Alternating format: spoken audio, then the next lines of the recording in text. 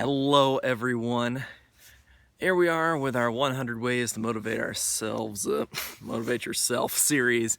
And here we are with part 55, which is a pretty interesting principle. I'm Walt, here's part 55. So our 55th principle in 100 ways to motivate yourself is a pretty good one. And this one is to learn to brainstorm by yourself.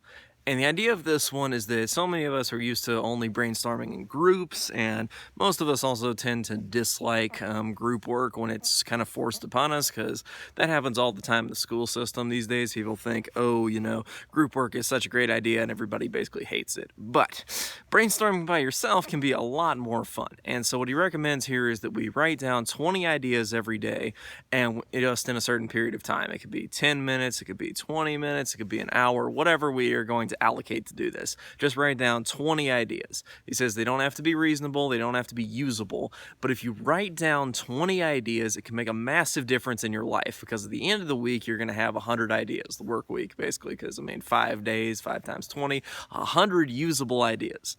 Well, are they going to be all usable? Of course not.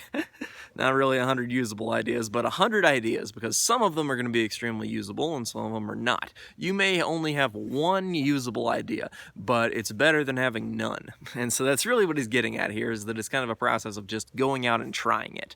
And this is also a huge part of success when it comes to just succeeding at anything. Look at Edison with the 5,000 attempts to make a light bulb that ended up failing. How you need to really persist on your achievement, because if you just give in and give up, which is really easy to do, because if you try 200 things and 200 things just don't work out for you, it's really disheartening and really hard to keep going. But when you do keep going, sometimes that next idea is the big one, and soon it has been worth it to put in all that effort. So really, try out this 20 ideas method. It can be extremely useful just to get some ideas flowing, get yourself using your creativity, and it can make a massive difference in your life. Anyway, that's part 55. I'm Walt. I'll see you guys next time with part 56. So stay tuned.